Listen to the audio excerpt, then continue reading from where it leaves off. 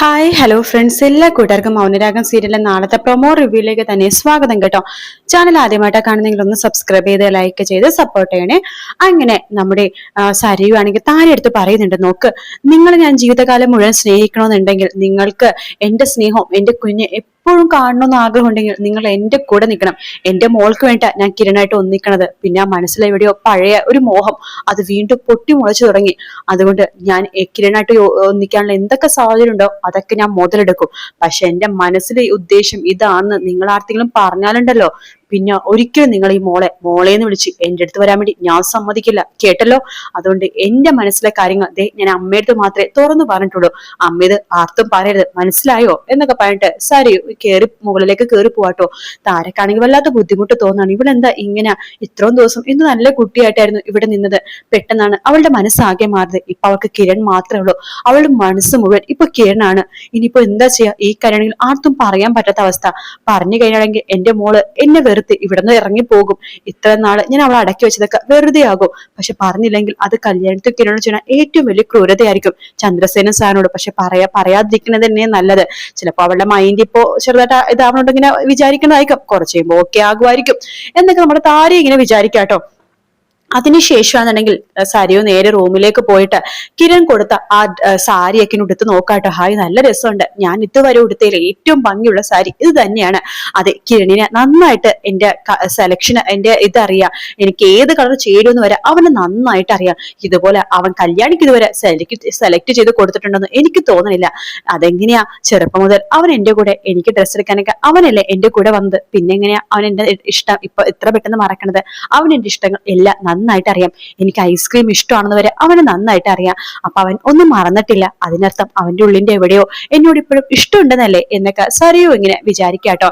അതിനുശേഷം കാണിക്കുന്ന ദിലീപിനെയാണ്. ദിലീപ് കാർത്തികനെ വിളിക്കുന്നുണ്ട്. കാർത്തികടുത്ത് പറയുന്നുണ്ട്, കാർത്തു, അച്ഛന്റെ ചടങ്ങെല്ലാം ഇന്ന് കഴിഞ്ഞു.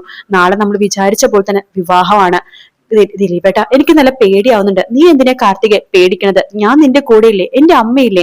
പിന്നെ എന്റെ സുഹൃത്തുക്കളുണ്ട്. ഞങ്ങൾ ഇത്രയും പേര് മാത്രമേ നാളെ അവിടേക്ക് വരുന്നുള്ളൂ. വിവാഹം രജിസ്റ്റർ ചെയ്യാം, എന്നിട്ട് നിന്നെ ഞാൻ ഇങ്ങോട്ടേക്ക് കൂട്ടുകൊണ്ടുവരാം. 3:30ക്കും 4 മണിക്കാണ് ഈ വീട്ടിലേക്ക് നീ വലതുകാലം വെച്ച് കയറേണ്ടത്. രാവിലെ 10 മണിക്ക് നമുക്ക് രജിസ്റ്റർ വിവാഹം കഴിച്ച്, അതായത് വിവാഹം നിയമപരമായിട്ട് രജിസ്റ്റർ ചെയ്ത് ഒപ്പിട്ടിട്ട് ഭാര്യ ഭർത്താക്കന്മാരാകാം.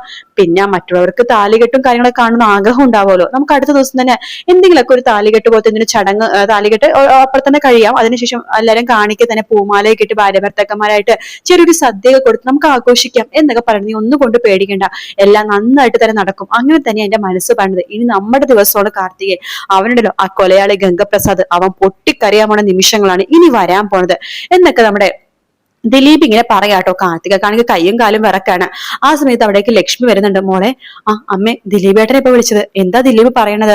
നാളെ രാവിലെ തന്നെ ഇങ്ങോട്ടേക്ക് വരുമെന്ന്. വിവാഹം രജിസ്റ്റർ ചെയ്ത് കഴിഞ്ഞിട്ട് ഉച്ചക്ക് 3 മണിയോട് കൂടി തന്നെ ആ വീട്ടിലേക്ക് കയറണമെന്നാ പറഞ്ഞത്. അതെ, എന്നോടും പറഞ്ഞായിരുന്നു കിരൺ. ആദ്യം ഈ കാര്യം അവൻ കിരണിനോടാ വിളിച്ചു പറഞ്ഞത്. കിരൺ മോൻ എന്നോട് പറഞ്ഞിരുന്നു. അമ്മ, എനിക്കിത് വലത്ത് പേടി പോലെ തോന്നുന്നു. ഇത്ര പെട്ടെന്ന് വിവാഹം? മോളെ നോക്ക്, നമുക്ക് ആലോചിച്ചിരിക്കാനും സമയമില്ല. ഇപ്പൊ ഗംഗപ്രസാദിന്റെ മനസ്സിൽ നിന്റെ വിവാഹം മുടങ്ങി എന്നുള്ളൊരു ചിന്തയാണ്. അപ്പൊ ഈ ചിന്തയിൽ ഇരിക്കുമ്പോ തന്നെ വേണം നീ ദിലീപ് നിന്റെ കഴുത്തിൽ താലി ചാർത്താനായിട്ട്. നീ പേടിക്കൊന്നും വേണ്ട, ഞങ്ങളെല്ലാം നിന്റെ കൂടെ തന്നെ ഇല്ലേ എന്ന് പറയുന്നുണ്ട് കേട്ടോ.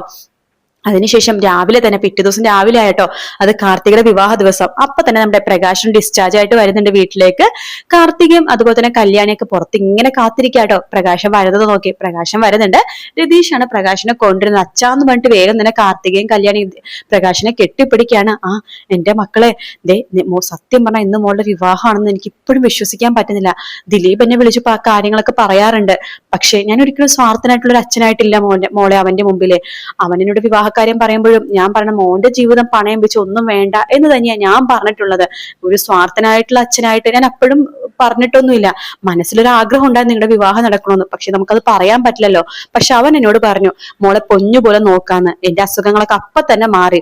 പിന്നെ ഇന്ന് തന്നെ വിവാഹം നടത്താനല്ലേ, അപ്പൊ ഇന്ന് തന്നെ വരണമല്ലോ. ഡോക്ടർ നാളെ കഴിഞ്ഞ് പോയാൽ മതി എന്ന് പറഞ്ഞാണ്.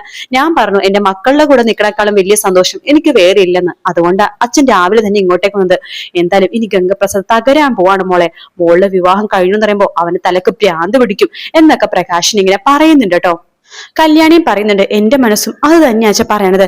ഞാൻ ഇന്നലെ രാത്രി അമ്മേനെ സ്വപ്നം കണ്ടു. അമ്മ പറഞ്ഞു ഈ വിവാഹം എന്തായാലും നടക്കുമെന്ന്. എനിക്ക് ഉറപ്പുണ്ട് അച്ഛാ ഈ വിവാഹം മുടക്കാൻ ഇനി ആരെ കൊണ്ട് സാധിക്കില്ല.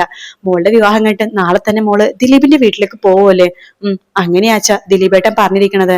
എന്തോ മോള് പെട്ടെന്ന് പോവാന്നൊക്കെ അറിയുമ്പോ വല്ലാത്ത വിഷമം പോലെ. പക്ഷെ നല്ലതിന് വേണ്ടിയിട്ടല്ലേ എന്റെ മോള് ദീർഘ സുമംഗലിയായിട്ട് ദിലീപിന്റെ കൂടെ ജീവിക്കണം. അച്ഛൻ ഇത്രയും നാള് ജീവിച്ചത് മോളുടെ വിവാഹം കാണാൻ വേണ്ടിയിട്ടാണ്. അല്ലെങ്കിൽ അച്ഛൻ എപ്പോഴേ മരിക്കണം സമയം വന്നപ്പോഴേക്കും എപ്പോഴേ മരിച്ചു പോകേണ്ടതാണ്. അച്ഛന്റെ അതിയായ ആഗ്രഹം കാരണമാണ് അച്ഛൻ ഇത്രയും ദിവസം ജീവനോടെ ഉള്ളത്. മോളുടെ വിവാഹം കണ്ടിട്ട് അച്ഛൻ എന്ത് സംഭവിച്ചാലും അച്ഛൻ ഒരു കുഴപ്പമില്ല എന്ന് പ്രകാശം പറയുമ്പോ കല്യാണി പറയണ്ട് അച്ഛൻ അത് എന്താ അങ്ങനെയൊക്കെ പറഞ്ഞത്? കാർത്തികേച്ചിയുടെ വിവാഹം മാത്രം കണ്ടാൽ മതി അച്ഛന. കാർത്തികേച്ചി കുഞ്ഞുങ്ങളാകുമ്പോ അവരെയൊക്കെ കാണണ്ടേ? അപ്പോഴേക്കും കാർത്തിക പണ്ട് അതെ അതെ എനിക്ക് കുഞ്ഞായി കഴിയുമ്പോ പിന്നെയും കല്യാണിക്ക് കുഞ്ഞാവും, പിന്നെ കാദംബരി ചേച്ചിക്ക് കുഞ്ഞാവും. അച്ഛാ എല്ലാവരുടെയും പേരക്കുട്ടികളൊക്കെ നോക്കി അച്ഛൻ സന്തോഷത്തോടെ ഒരുപാട് നാള് ഇനിയും ജീവിക്കണം എന്നൊക്കെ പറയാണ്. എല്ലാ മക്കളെ അമ്മമ്മ വന്നില്ലേ? അമ്മമ്മനെ ഞാൻ പറഞ്ഞച്ചാ, പക്ഷെ അമ്മമ്മക്ക് പെട്ടെന്ന് വരാൻ പറ്റില്ല. കല്യാണം നമ്മൾ കുറച്ച് ഗംഭീരമായിട്ട് നടത്തുമല്ലോ, അപ്പ വരാന്നാ പറഞ്ഞത്. എന്നാ അത് മതി എന്നൊക്കെ നമ്മുടെ പ്രകാശനും പറയണ്ട. അങ്ങനെ പ്രകാശൻ അകത്തേക്ക് കയറാണ്. ലക്ഷ്മി വരുന്നുണ്ട്. പ്രകാശ് ചേട്ടാ എന്ന് പറയുമ്പോഴേക്കും പ്രകാശ് ലക്ഷ്മി സന്തോഷം, മനസ്സിൽ വല്ലാത്ത സന്തോഷമുണ്ട്, ചെറിയൊരു ടെൻഷനും ഉണ്ട്. പക്ഷെ ഇന്നത്തെ ദിവസം കഴിഞ്ഞാലേ സമാധാനം ആവുള്ളൂ എന്നൊക്കെ പറഞ്ഞിട്ട് പ്രകാശിനെ അവിടെ ഇരിക്കുകയാണ്. മക്കൾ പേരും പ്രകാശിന്റെ അപ്പറേ ഇപ്പറേ ചെയ്തിട്ട് ഓരോരോ വിശേഷങ്ങൾ പറഞ്ഞുകൊണ്ടിരിക്കുക കേട്ടോ. അതിനുശേഷം കാണിക്കുന്നത് സരയുവിനെയാണ്. സരയുവിനോട് നമ്മുടെ എന്താണ് ഇവള് താര ചോദിക്കണ്ട അല്ല മോളെ കല്യാണത്തിന് പോകണ്ടേന്ന് ചോദിക്കുമ്പോ കല്യാണത്തിനോ ഞാനൊന്നുമില്ല, അമ്മയും പോവാൻ നിൽക്കണ്ട. അതെങ്ങനെ ശരിയാവും? ചന്ദ്രസേനൻ സാറും രൂപയും ഒക്കെ വരുന്നുണ്ട്, രൂപാമ്മയുടെ ഒക്കെ വരുന്നത്. അപ്പൊ ഞാൻ വന്നില്ലെങ്കിൽ ശരിയാവില്ല, അമ്മയ്ക്ക് സുഖമില്ലെന്ന് ഞാൻ രാവിലെ തന്നെ വിളിച്ചു പറഞ്ഞു. അപ്പോ താരക്ക് നല്ല ആഗ്രഹം കേട്ടോ കല്യാണത്തിന് പോകുന്നത്. പക്ഷെ സരയു സമ്മതിക്കുന്നില്ല. അവിടെ അവളുണ്ടാവും, ആ കല്യാണി. അവളെ കാണുമ്പോഴേ ചിലപ്പോ നമുക്ക് കുറ്റബോധം കൊണ്ട് ചിലപ്പോ എന്തിനും പറയാൻ തോന്നിയാലോ, അതുകൊണ്ട് അമ്മ പോവാൻ നിൽക്കണ്ട എന്ന് ഉറപ്പിച്ചു പറയാം കേട്ടോ സരയു. അമ്മ എങ്ങനെ ഇവിടുന്ന് പോയി കഴിഞ്ഞാൽ എന്റെ മോളെയും കൂട്ടി ഇവിടുന്ന് ഇറങ്ങും എന്ന് പറയുമ്പോൾ താരക്ക് പിന്നെ ഒന്നും പറയാൻ പറ്റാത്ത അവസ്ഥയാണ്. അങ്ങനെ താര എല്ലാം സഹിച്ച് ക്ഷമിച്ചു അവിടെ അങ്ങനെ നിൽക്കുക കേട്ടോ. സരയു കല്യാണത്തിന് വരാത്തോണ്ട് കല്യാണിക്ക് ഭയങ്കര ബുദ്ധിമുട്ടുണ്ട് കേട്ടോ. കല്യാണി സരയുവിനെ വിളിക്കുന്നുണ്ടെങ്കിലും സരയു ഫോൺ എടുക്കുന്നില്ല. കിരൺ വിളിക്കുമ്പോ തന്നെ വേഗം ചാടിക്കേറി ഫോൺ എടുക്കാട്ടോ. എന്താ സരയു നീ വിവാഹത്തിന് വരാത്തത്? നീ വിവാഹത്തിന് വരണം സരയു എന്നൊക്കെ നമ്മുടെ കിരൺ പറയുമ്പോഴേക്കും കിരണല്ലേ പറഞ്ഞത്, ചാടിക്കേറി പോകുകയാണ്. അവിടെ പോയിട്ട് കിരണിന്റെ കൂടെ ഒന്ന് പോയി ഒരുമിച്ച് നിൽക്കണം. കിരണിന്റെ കൂടെ കുറെ ഫോട്ടോസ് ഒക്കെ എടുക്കണം. കിരണിന്റെ കൂടെ ടൈം സ്പെൻഡ് ചെയ്യണം. കിരണും ഞാനും അടുക്കണതായിട്ട് കല്യാണിക്ക് തോന്നണം. അങ്ങനെയെങ്കിലും അവൾ അവന്റെ ജീവിതത്തിൽ നിന്ന് ഒഴിഞ്ഞു പോകണമെങ്കിൽ ഒഴിഞ്ഞു പോട്ടെ എന്ന് സരയു വിചാരിക്കണം. അങ്ങനെ വേറൊരു ഉദ്ദേശത്തോടു കൂടി തന്നെ കിരൺ മേടിച്ചു കൊടുത്ത ആ ഒരു മറ്റേ കോഫി ബ്രൗൺ സാരി എടുത്തിട്ട് നമ്മുടെ സരയു വിവാഹത്തിന് പോകാൻ വേണ്ടി റെഡി ആവാട്ടോ. കിരണിനെ മയക്കി എടുത്തിട്ട് സ്വന്തമാക്കാനാണ്. അതുവഴി കല്യാണിക്ക് എന്തിനും മനസ്സിലാവണമെങ്കിൽ ഒഴിഞ്ഞു പോകണമെങ്കിൽ പോട്ടെ എന്നും സരയു വിചാരിക്കണ്ട. അപ്പൊ അങ്ങനത്തെ കുറച്ച് ഭാഗങ്ങളാണ് നമ്മൾ നാളത്തെ എപ്പിസോഡിൽ കാണാൻ വേണ്ടി പോകുന്നത് കേട്ടോ. വീഡിയോ ഇഷ്ടപ്പെടുകയാണെങ്കിൽ ലൈക്ക് ചെയ്യാനും അതുപോലെ തന്നെ സബ്സ്ക്രൈബ് ചെയ്യാനും കമന്റ് ചെയ്യാനും മറക്കല്ലേ. പിന്നെ പ്രൊമോയിൽ ഒരു ഭാഗം കൂടി കാണിച്ചായിരുന്നു, ദിലീപ് കാർത്തികയുടെ കഴുത്തിൽ താലി കെട്ടുന്ന ഭാഗം. അത് ചിലപ്പോൾ സ്വപ്നം ആവാനാണ് ചാൻസ്, അല്ലാതെ ബീച്ചിൽ പോയിട്ട് ആരും താലി കെട്ടില്ലല്ലോ. എന്തായാലും നാളെ നോക്കാം ഫ്രണ്ട്സ്. അപ്പം മറ്റൊരു വീഡിയോ ആയിട്ട് വീണ്ടും കാണാം. Take care, bye bye.